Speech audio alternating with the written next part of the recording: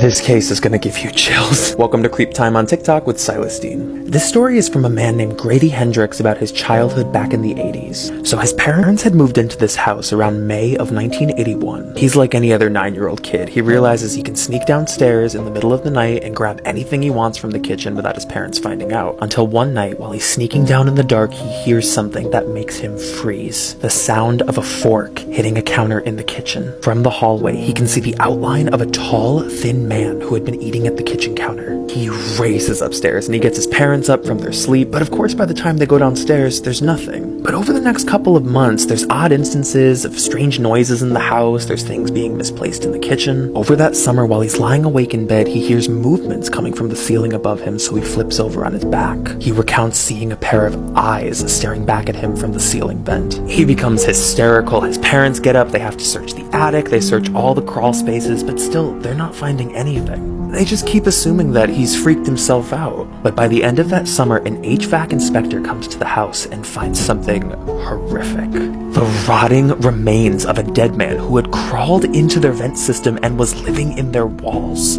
I can't think of anything more chilling than that, but of course what this meant was that everything Grady had seen was real. Since I've heard this story, I can't look at the vents in my house. I'm so freaked out. Please be careful who your kids are around. Welcome to Creep Time on TikTok with Silas Dean. This is the story of the Demon of Luna Park.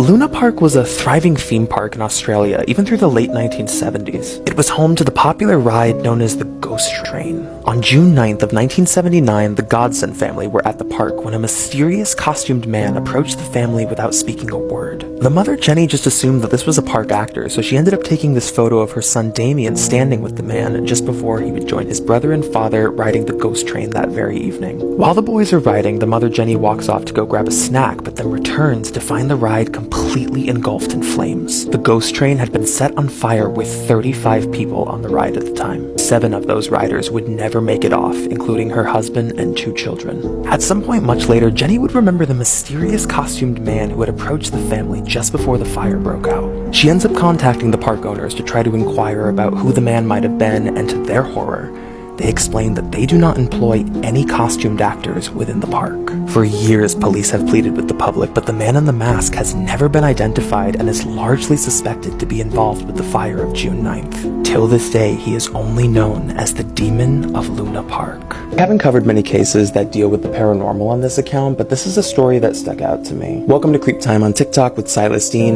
This story is from a woman named Whitney Reneby. The story takes place in a rural part of Oklahoma, sometime between 2019 or maybe early 2020. One night while her mother is just sitting in the living room just browsing through old photos on her phone, she comes across 3 pictures that startle her. On her camera roll were these 3 photos taken within minutes of each other around 3 in the morning just a few days prior. One is of her husband sleeping, one is of her daughter sleeping, and then one is of herself. She realized that no one else in the house had taken any of these photos, nor did her family have a history of sleepwalking. This is a family that has 5 dogs in the house, all of which tend to bark with strangers, but there was no sound that night.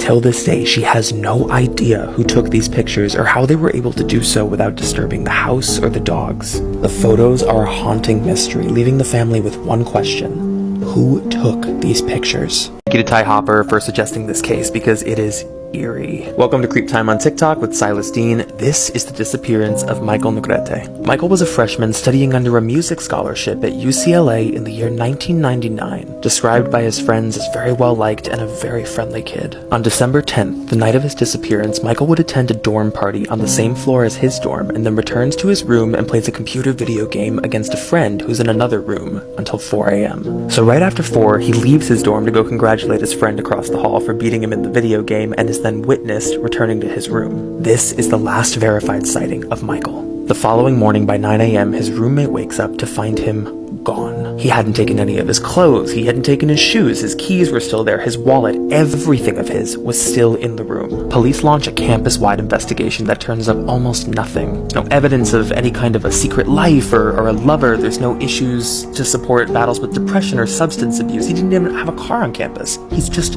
gone. His disappearance is so mysterious that it gets upgraded from a missing person case to a homicide investigation. Multiple witnesses would come forward to report seeing an unknown Caucasian Asian man on the dorm room floor the very night Michael went missing that nobody could account for. They release a sketch of the man, but he has never been identified and never comes forward. Till this day, the case remains unsolved, and no one knows for sure what really happened to Michael that night.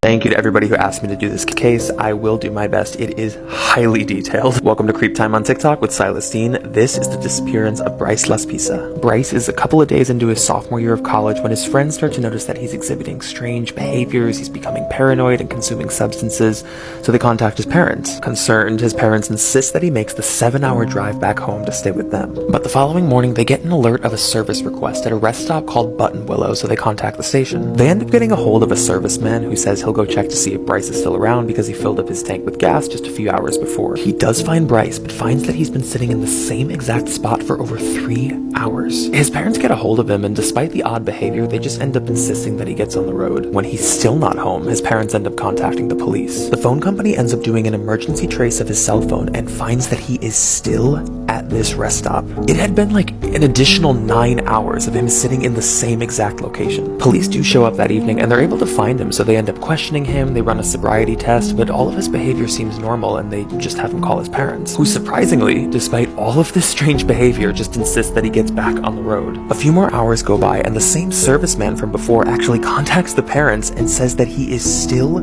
sitting at this rest stop doing nothing. He basically ushers Bryce into his car and then follows him onto the highway to make sure he gets on the road. This would be one of the last verified sightings of Bryce. Follow for part 2. This is part 2 of the disappearance of Bryce Laspisa. After he finally gets on the highway, his parents call him and they demand to know where he is. They want to know what landmarks he's around, what he's seeing. He ends up just saying it's too dark, he can't see anything, but his GPS says he'll be home by 3 in the morning. He then calls them back just after 2 a.m. and tells them that he's too tired to drive and he's going to pull off for the night. This would be the last conversation they ever have with Bryce. 6 minutes after that call, Bryce's car is caught on security camera going off-road. He had veered off the highway for an unknown reason and just starts accelerating through rough terrain going up towards a cell tower. At 2:15 a.m., his car is caught on the security camera and then disappears for 2 hours, which are completely unaccounted for, and is then seen one last time at 4:29 a.m. At 5:15 a.m., he floors his car going downhill and flips it off a 25-foot ledge into a ravine, but survives the crash. The car is found by the following morning with the window kicked out and all of his belongings inside, but he is nowhere to be found.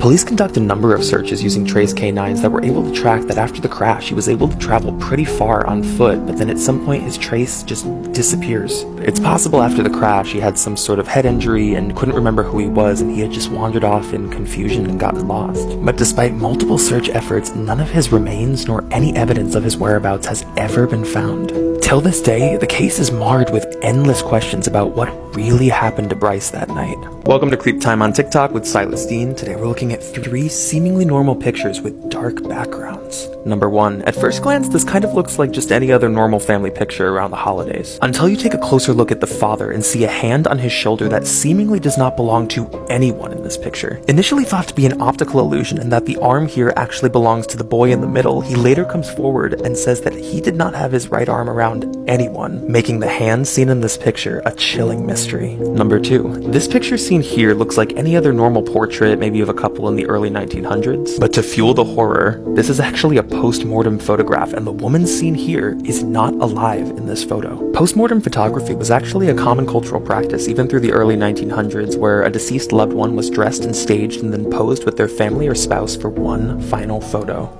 Number 3. You might skim past this shot as just any other normal picture of maybe 2 college-aged guys at a party, but this is actually a photo of Tyler Hardley after he just killed his parents. Just 3 hours after brutally murdering his parents with a hammer in the upstairs bedroom, he throws a party at his house with the bodies hidden upstairs. Guests at the party had absolutely no idea, making this picture terrifying in context. Before we get into the story, I am going to caution this with a warning, as it does involve assault as well as minors. Welcome to Creep Time on TikTok with Celestine. This is the haunting story of the Beast of Jersey. So when we're talking about Jersey here, we're not talking about New Jersey, we're talking about the island of Jersey, which is right off the coast of France. This is a very small town on this island, and it was completely terrorized by a man in a mask through the 1960s. He was known to wander the streets at night, where he would break into houses through open windows and kidnap and assault women and children. To locals, this man was known as the Beast of Jersey. He was described with a wretched smell, and he would wear nail-studded garments permits and a horrible rubber mask and then climbed through windows only between the hours of 10 p.m. to 3 a.m. Desperate for answers, the public and their paranoia had initially suspected this man, a local fisherman who was known to be eccentric and lived alone. Locals were actually so enraged that they burned down this man's cottage and he self-exiled. But those suspicions are soon cleared when attacks from the beast continued. It wasn't until 1971 when attention is turned to a man named Edward Pinnell. Edward was a local construction worker and a husband he had no real criminal record to account for. But when pulled over one night by police, officers would notice several costumed items in his car. These costumed items matched the description of the beast. He is arrested and tried and would face 30 years behind bars, convicted on all counts of his brutal assaults. But the painfully dark history of the island still remembers the 11-year reign of the Beast of Jersey.